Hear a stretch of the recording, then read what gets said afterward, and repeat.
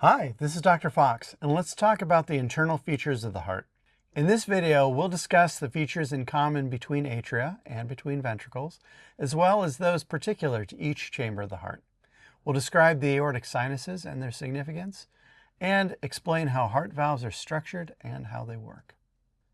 So let's start with the right atrium. The right atrium receives all of the blood from systemic as well as coronary circulation. The superior vena cava drains all of the blood superior to the diaphragm. The inferior vena cava drains all of the blood inferior to the diaphragm, and all of it ends up here in the right atrium, as well as blood from the coronary sinus, which is the major vein of the heart. The area between the vena cavae is known as the sinus venerum, and it is very smooth walled. It's only anteriorly that we have this ridged pectinate muscle. So the posterior aspect of the atrium is smooth, the anterior is ridged. In between the two is a longitudinal ridge known as the crista terminalis. So the crista terminalis separates the sinus venerum from the region where there is pectinate muscle. At the superior aspect of the crista terminalis, we have the sinuatrial node, or the SA node. As we look inferior to the SA node, here is the interatrial septum. So that's the wall through which you would go to move from the right atrium to the left atrium. And upon that is an indentation known as the fossa ovalis. This is a remnant of a fetal novelty known as the foramen ovale, or the oval window, through which blood would move from the right atrium to the left atrium so as to bypass fetal pulmonary circulation. Keep in mind that in utero, the fetus is going to derive its oxygen-rich blood from the placenta, which comes from mom. And so there is no need or opportunity to do oxygen exchange in the pulmonary loop of fetal circulation. So that blood would go right through there. In the adult form, it's just known as the fossa ovalis. Now, in up to 25% of individuals, a little bit of opening can remain, and that's known as a patent foramen ovale, or a PFO.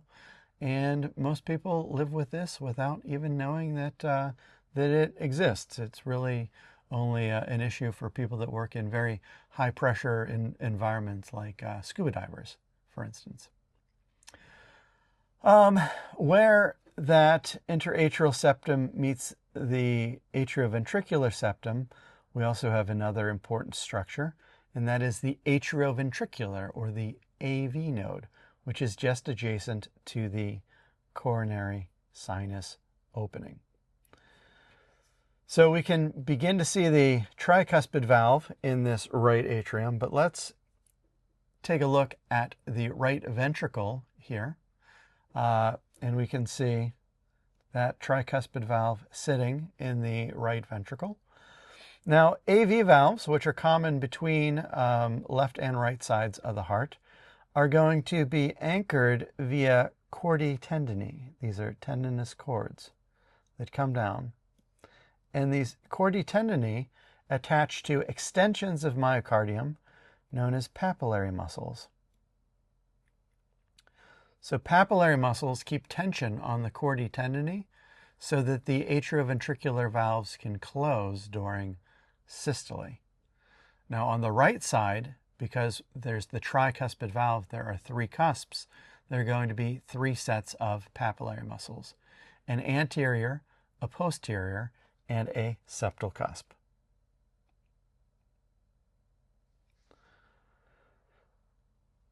We can also see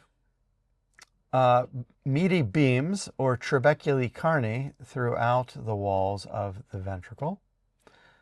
These may be a little more noticeable on the cadaveric heart photograph there. One very specialized beam is known as the septomarginal trabecula, aka the moderator band, and this is a pathway through which the right bundle branch can pass on its way to the right wall of the ventricle. This was first discovered by Leonardo da Vinci, and it was thought to provide more stability to the heart. But now that we understand the physiology of the heart, we can trace the cardiac conduction system through it. We can also see that interventricular septum through which those bundle branches are arising, and we can see how that is held in common between the right and the left ventricle. And superiorly here, within the right ventricle, we can see a region known as the conus arteriosus, which leads to the pulmonary valve and then the pulmonary trunk, through which the deoxygenated blood from systemic circulation is being sent out through pulmonary circulation to the lungs. The lungs are going to return richly oxygenated blood through 4 sets of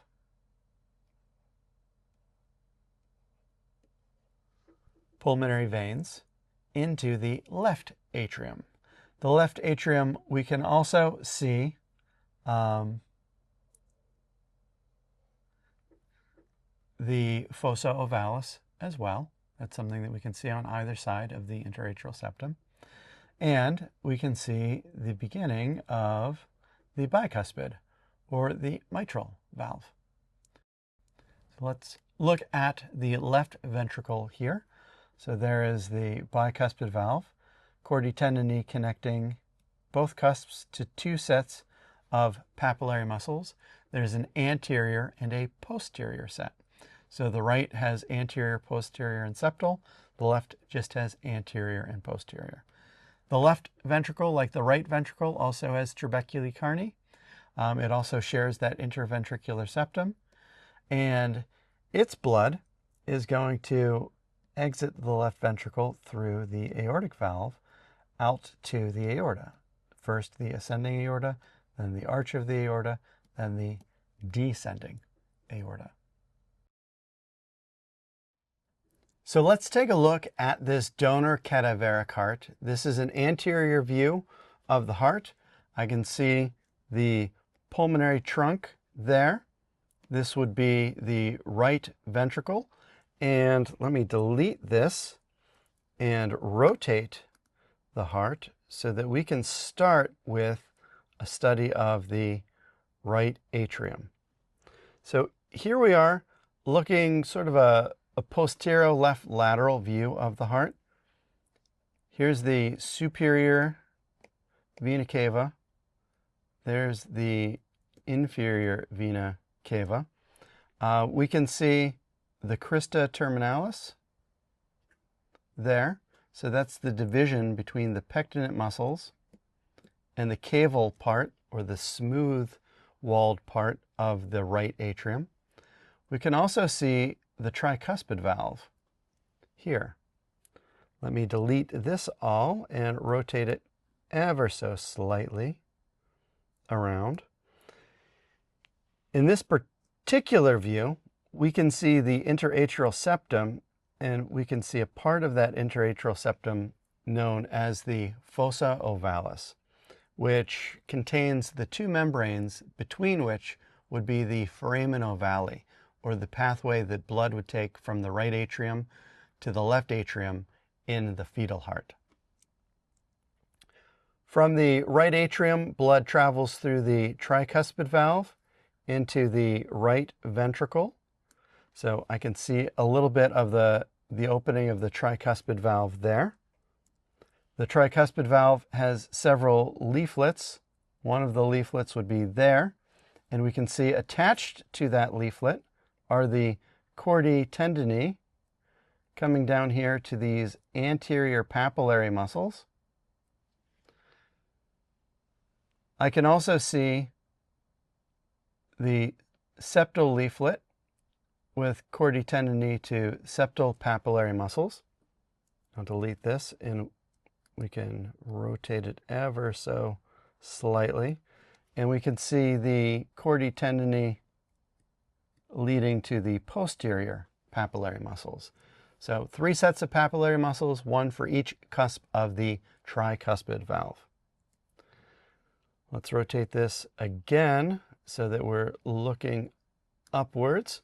So this region here is the conus arteriosus. The conus arteriosus is feeding into the pulmonary trunk. If we rotate it down, we can see some of the cusps of the pulmonary trunk. And this pulmonary trunk is sending this blood toward the pulmonary arteries and then to the lungs. From the lungs, let's delete this. Pulmonary veins are going to return blood to the left atrium, which we're looking at here. Here, the base of the heart has been completely removed, but the pulmonary veins would enter in on either side, there, there, there, and there. You can delete that. Rotate it again. We can see the interatrial septum along with the fossa ovalis on the left side. And rotate it again, and we can see the 2 cusps of the bicuspid or mitral valve. So blood is going to go through the bicuspid valve and down into the left atrium. I'm sorry, the left ventricle. So here is the left ventricle. Let's see if I can't center this better. And we can see 2 sets of chordae tendineae heading towards the anterior papillary muscle, and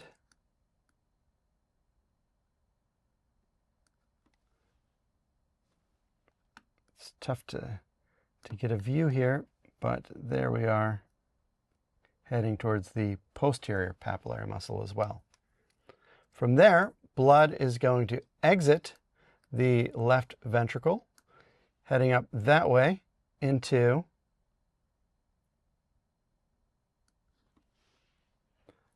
the ascending aorta. And from the ascending aorta, we have the left coronary artery going that way, and we would have a right coronary artery heading that way. So there are 3 cusps surrounding 3 sets of areas.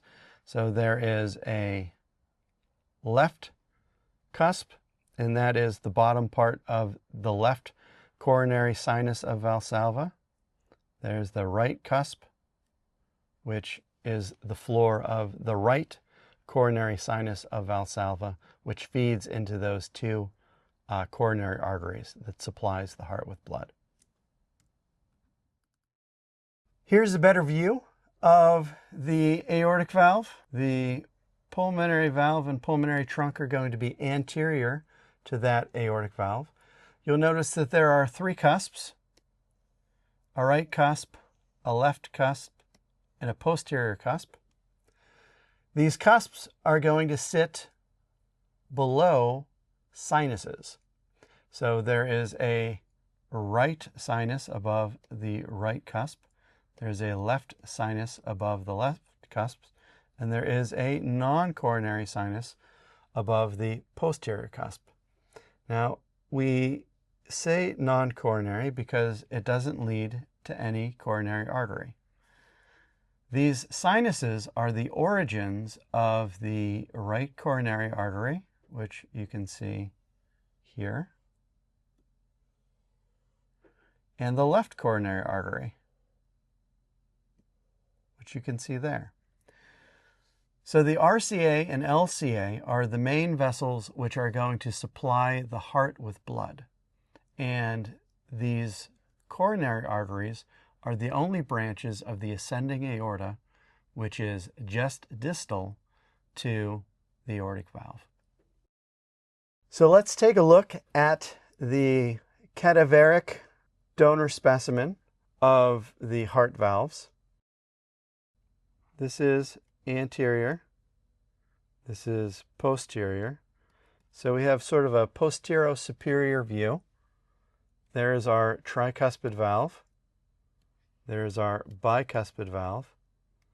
There is our pulmonary valve. And there is our aortic valve. So let's zoom in to the aortic valve. So this is the ascending aorta, which is cut. There is the right cusp, and so this is the right sinus. The right sinus feeds into the right coronary artery, or the RCA. Here is the left sinus over the left cusp, and that feeds into the left coronary artery, or the LCA. And then here is the posterior cusp, which is the non-coronary sinus. So right, left, and posterior for the aortic. Let's very quickly look at the pulmonary trunk. So there are three cusps here. There's a right, a left, and an anterior. So keeping in mind that for the aortic, there's a right, a left, and a posterior. So using these cusps, we can orient ourselves with respect to directionality of the heart.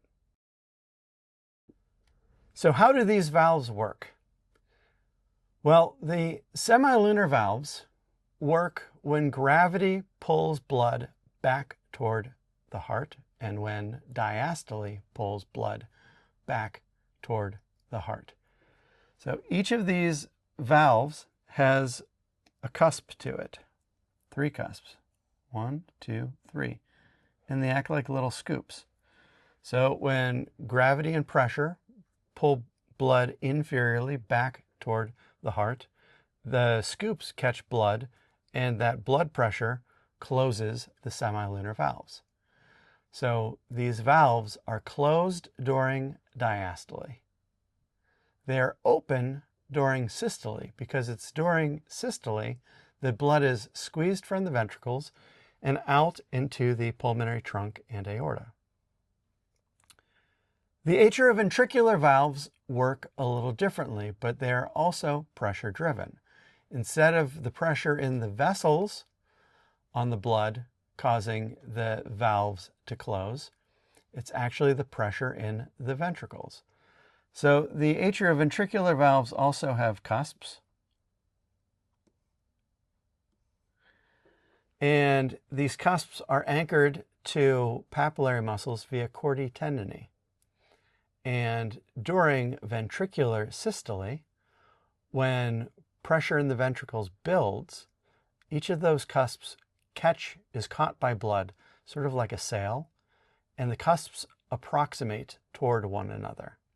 And it's the chordae tendineae attached to the papillary muscles that prevent those flaps from flying backwards.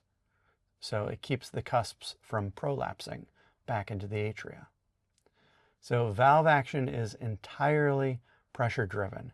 Semilunar valves close during diastole because of pressure in the aorta and pulmonary trunk. Atrioventricular valves close during systole because of pressure in the ventricles. And it's those chordae tendineae that prevent the AV cusps from prolapsing. So we've talked about the common features between atria and ventricles, as well as features particular to each chamber of the heart. We've discussed the aortic sinuses and their role in blood supply to the coronary arteries. and we've talked about how heart valves are structured and how they work. Thank you so much for your time, and I'll talk to you in the next video.